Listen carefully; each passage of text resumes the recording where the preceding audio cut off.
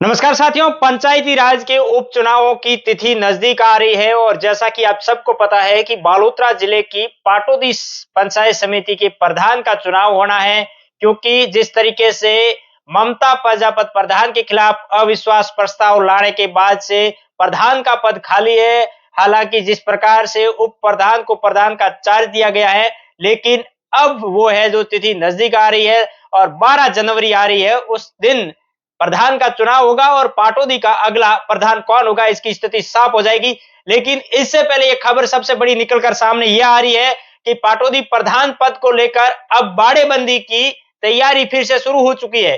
कांग्रेस खेमा हो या फिर भारतीय जनता पार्टी या फिर निर्दलीय प्रत्याशी या फिर कांग्रेस छोड़कर भाजपा में आए हैं, वो तमाम लोग हैं जो बाड़ेबंदी की तैयारी कर चुके हैं। और अब पंचायत समिति सदस्यों को पिछली बार तो गर्मियों के दिनों में एसी की हवा खानी पड़ी थी, लेकिन अब होटलों का हीटर और हल्दी की सब्जी का स्वाद चखने को मिल सकता है। मैं इसलिए कह रहा हूं क्योंकि भारतीय जनता पार्टी का राज है और भारतीय जनता पार्टी के ही उप प्रधान अब प्रधान पर है, लेकिन वो कांग्रेस के समर्थन से उप प्रधान के पद पर काबिज है। और अब ये बात सबसे बड़ी निकलकर यह आ रही है कि क्या भाजपा के जो 5 सदस्य पहले जिन्होंने बगावत की थी, क्या वो भारतीय जनता पार्टी के साथ आ रहे हैं या फिर वो फिर कांग्रेस के साथ होंगे। यदि वो कांग्रेस के साथ रहे तो जिस तरीके से माडू कंवर अभी वर्तमान में प्रधान है, कांग्रेस खेमा यही चाह रहा है कि वही व्यक्ति वही प्रधान वापस से बने, उप प्रधान के बाद में निर्वाचित होकर प्रधान बने।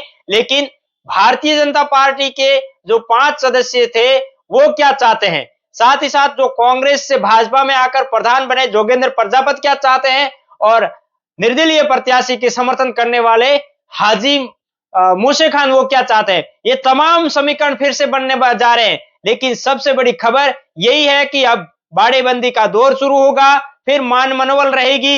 यदि भारतीय जनता पार्टी के जो बागी सदस्य थे उनको मनवाने के लिए भारतीय जनता पार्टी के नेता या बड़े नेता कामयाब हो जाते हैं, या फिर प्रदेश में भाजपा की सरकार बनी है और जो भाजपा के सदस्य हैं उनका मन फिर से पिघल जाए कि जोगेंद्र प्रजापति नहीं हो, ममता प्रजापति प्रधान नहीं हो, किसी और सदस्य को प्रधान बनाया जाए तो हम भारतीय जनता पार्टी के साथ हैं और साथ रहेंगे। इस तरीके की बातें सामने आ रही है। लेकिन क्या जोगेंद्र प्रजापति और ममता प्रजापति ये बात को गले में उतारेंगे? क्योंकि जिस प्रकार से पूर्व मंडल अध्यक्ष बाबूलाल प्रजापति जिस समय बगावत के साथ थे भाजपा सदस्यों के साथ में, उस समय जोगेंद्र प्रजापति ने अपनी लॉबिंग करके उनको मंडल अध्यक्ष से हटवाया था, फिर ज्ञानाराम प्रजापति को भाजपा का मंडल अध्यक्ष पाटोदी का बनाया था। तो ये तमाम बातें हैं। क्या मान मनोबल का दौर शुरू होगा? क्योंकि अभी लोकसभा चुनाव आने हैं, लोकसभा चुनाव में भी ये चाहेंगे, क्योंकि कैलाश चौधरी पहले से भी मैदान में कूद चुके हैं, वो तैयारी कर रहे हैं। हालांकि टिकट किसको मिलेगी, लेकिन कैलाश चौधरी आश्वस्त है कि लोकसभा चुनाव में उनको टिकट पक्की है, उनको टिकट मिल जाएगी। तो इसी तरीके से वो लगातार चुनावी मोड में गांव-गांव भी पहुंच रहे हैं, जो विकसित भारत संकल्प यात्रा चल रही है उसमें भी जा रहे हैं। लेकिन इन तमाम बातों को लेकर कैलाश चौधरी भी चाहेंगे कि किसी प्रकार से किसी धड़े को नाराज नहीं किया जाए, क्योंकि लोकसभा चुनाव में सबके वोट उनको लेने हैं। साथ ही साथ जो वर्तमान में कांग्रेस के विधायक हरीश चौधरी है, वो क्या इंटरेस्ट दिखाते हैं, या वो इंटरेस्ट दिखाते हैं तो कहीं न कहीं ये कहानी बड़ी दिलचस्प हो जाएगी। लेकिन सबसे बड़ी बात भाजपा के जो नेता है उनके लिए बेनिफिट ये है कि प्रदेश में भाजपा की सरकार है और वो अपने मन से अपने हिसाब से इनको सेट कर लेंगे पंचायत समिति सदस्य को। यदि भारतीय जनता पार्टी के नेता है पंचायत समिति सदस्यों को अपने साथ लेने में कामयाब हो गए तो फिर से भारतीय जनता पार्टी का प्रधान बन जाएगा। लेकिन क्या कांग्रेस इसमें बगावत की घड़ी को किस तरीके से साध पाएगी, कांग्रेस किस तरीके से इस पूरे मामले को लेकर अपनी कड़ियां बिठाएगी, ये बात तो आने वाला वक्त बताएगा। लेकिन साफ यही है कि कांग्रेस चाहती है कि मांडू कंवर ही प्रधान रहे, उनका निर्वाचन करवा के उनको प्रधान बना देगी। लेकिन भारतीय जनता पार्टी का जोगेंद्र प्रजापति खेमा वो क्या चाहता है, वो किस तरीके से पूरे गेम को खेलेगा, डिपेंड उस पर ही करेगा। लेकिन जिस तरीके से मैं पूरी अधिसूचना पढ़ लेता हूं किस तरीके से प्रधान का चुनाव होना हुआ है, तो जिस तरीके निर्वाचन आयोग के द्वारा कहा गया है कि 12 जनवरी 2024 यानी कि शुक्रवार के दिन बैठक का नोटिस जारी करना है, यानी कि 9 बजे से पहले बैठक का नोटिस जारी हो जाएगा। ये हो जाएगा कि पंचायत समिति सदस्यों की आज बैठक है और इसमें प्रधान का निर्वाचन होना है। और फिर बैठक 10 बजे से पहले बैठक शुरू हो जाएगी और नाम निर्देशन यानी कि बैठक में भी प्रस्ताव होंगे बैठक में प्रस्ताव दिए जाएंगे वो 11 बजे तक है।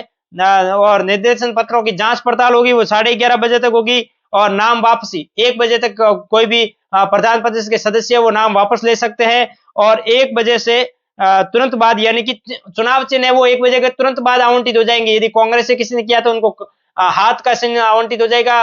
और भाजपा से है तो उनको कमल का फूल हो जाएगा। यदि निर्दलीय है तो उनको इस हिसाब से दोपहर 1 बजे के तुरंत बाद उनको चुनाव चिन्ह भी आवंटन हो जाएगा। और 3 से 5 बजे तक यदि मतदान यानी कि सदस्यों की सहमति नहीं हुई, किसी का प्रधान पद के लिए 2 सदस्यों ने अपना आवेदन नहीं किया है, तो 3 बजे से 5 बजे तक चुनाव होंगे। ये आवश्यक हुआ था। आवश्यक इसलिए क्योंकि सामने कोई कैंडिडेट हुआ या फिर निर्विरोध निर्वाचित हो गया तो मतदान की प्रक्रिया नहीं होगी। लेकिन यदि मतदान की नौबत आती है तो ये भी मतदान हो जाएगा और मतगणना उसके बाद में हो जाएगी। और जिस प्रकार से पूरा का पूरा ये मामला चल रहा है, सबसे बड़ी दिलचस्प बात यही है कि अब कांग्रेस और भाजपा खेमा हल्दी किसको खिलाएगा, गाड़ेबंदी किसकी होगी।